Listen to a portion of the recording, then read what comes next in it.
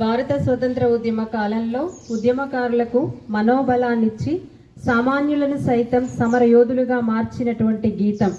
అహింసాయుత పద్ధతిలో కొనసాగిన భారత స్వతంత్రోద్యమానికి రణ నినాదంగా మోగినటువంటి గీతం అదే వందే మాతరం, వందే మాతరం. వందే మాతరం అనే పదం మన భారత జాతి యొక్క శాశ్వత భావోద్వేగం.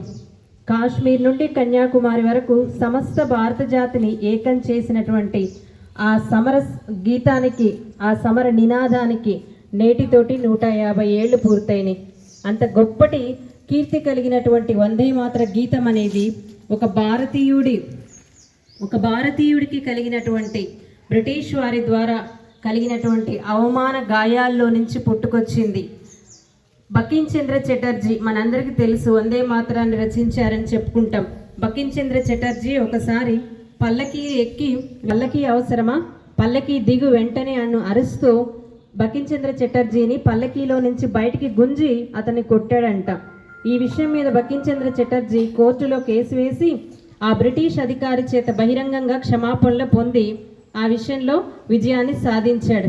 అయితే అదే సమయంలో బ్రిటిష్ ప్రభుత్వము వారి జాతీయ గీతమైనటువంటి గాడ్ సేవ్ మై కింగ్డమ్ అనే జాతీయ గీతాన్ని భారత జాతీయ గీతంగా మార్చాలని ప్రయత్నాలు మొదలుపెట్టిందనే వార్త బకిం చంద్ర చటర్జీ విన్నాడు. అప్పటికే బ్రిటిష్ ప్రభుత్వం పట్ల ఆగ్రహంతో ఉన్న బకిం చంద్ర చటర్జీ ఆయన ఆగ్రహం, ఆవేశం ఆయన కలం నుంచి పాట రూపంలో జాలువారింది. అదే సుప్రసిద్ధమైనటువంటి ఆనందమఠ్ అనే తన నవలలో మొదటి చరణాలే ఈ వందే మాతర గీతం. 1875 నవంబర్ 7న దీనిని రచించడం జరిగిందని చెప్తా ఉంటారు. మరి ఇంతకు మనం ప్రతినిత్యం పాడేటువంటి వందే మాతర గీతం భావం చాలా మధురంగా ఉంటుంది. వందే మాతరం అంటే సంస్కృతంలో తల్లి నేను నిన్ను స్తుతిస్తున్నాను, భరతమాత మీకు వందనం, భరతమాత మీకు వందనం. తెల్లని తీయటి నీటితోటి, కమ్మటి పండ్లతోటి, చల్లటి గాలులతోటి, పచ్చని పైరులతోటి విలసిల్లే భరతమాత నీకు వందనం. రాత్రుల్లో తెల్లని వెన్నెలతో విరబూసిన చెట్లతోటి శోభిస్తూ, స్వచ్ఛమైనటువంటి మాటలతో, మధురమైనటువంటి మాటలతో, స్వచ్ఛమైనటువంటి నవ్వులతో మాకు ఆనందాన్ని కలిగిస్తున్న భరతమాత మీకు వందనం, భరతమాత మీకు వందనం అని ప్రతినిత్యం మనం పాడుతున్నాం. ఆ పాటలో ఎంత మాధుర్యం ఉంది, భారతదేశం యొక్క ఎంత గొప్పతనం ఉంది. ఆ పాట అనేది భారతదేశ ప్రజలకు భారతదేశంపై ఉన్నటువంటి ప్రేమను, భక్తి భావాన్ని తెలియజేస్తుంది. అంతటి గొప్ప పాటను మొట్టమొదటిసారిగా 1896 సంవత్సరంలో రవీంద్రనాథ్ ఠాగూర్ కలకత్తాలో జరిగినటువంటి భారత జాతీయ కాంగ్రెస్ సమావేశంలో మొట్టమొదటిసారిగా పాడడం జరిగింది. అప్పటి నుంచి భారత రాజకీయాలలో ఆ పాట ప్రాముఖ్యమైపోయింది. మరీ ముఖ్యంగా 1905 సంవత్సరంలో బ్రిటిష్ వారు బెంగాల్ను విభజించారు. బెంగాల్ విభజనకు వ్యతిరేకంగా భారతీయులు ఒక ఉద్యమాన్ని ప్రారంభించారు. ఆ ఉద్యమంలో రాజకీయ నాయకులకు, పోరాట యోధులకు అందరికీ కూడా కథం తొక్కే పాటగా ఈ పాటను పాడడం జరిగింది. ఆ రోజుల్లో వందే మాతరం అనే అక్షరాలు అగ్ని కణికల వలె మండాయి. వీధి వీధిన ఎక్కడ చూసినా వందే మాతరం అనే నినాదాలు మారుమ్రోగేవి.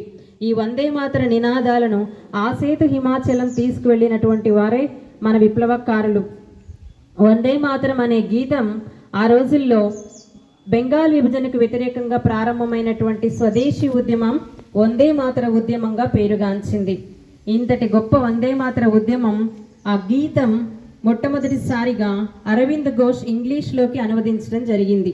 ఆ తర్వాత 1905 నుంచి 1907 మధ్యకాలంలోనే దక్షిణాది రాష్ట్రాలలో ఉన్నటువంటి అన్ని భాషల్లోకి ఈ వందే మాతర గీతాన్ని తర్జుమా చేయడం జరిగింది. ఆ గీతం పాడుతూ ఉన్నప్పుడు పోయేవాళ్ళు.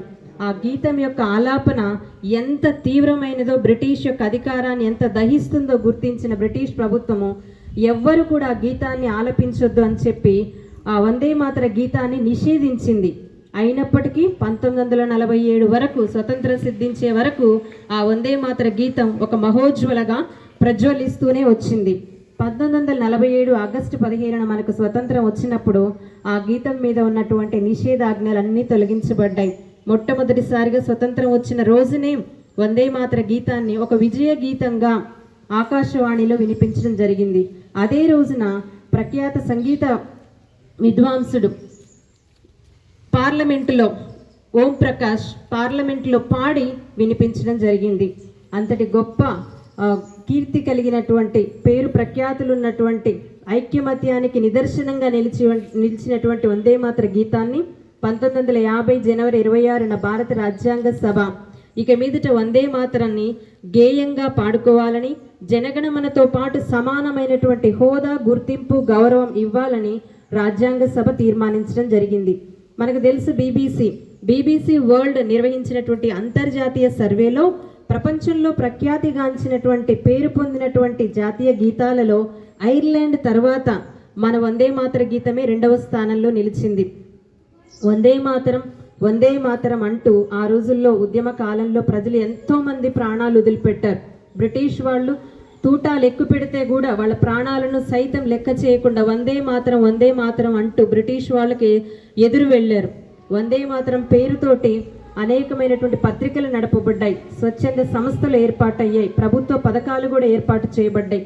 అంతటి గొప్ప ఘన కీర్తి, అలాగే అంత గొప్ప ఆ పేరులోనే ఉంది. అదే ఆ పేరే ఒక మంత్రం, ఆ పేరే ఒక మహోజ్వలం, ఆ పేరే ఒక మహోపదేశంగా నాటి కాలంలోనూ నేటి కాలంలో వినిపిస్తూ ఉంది.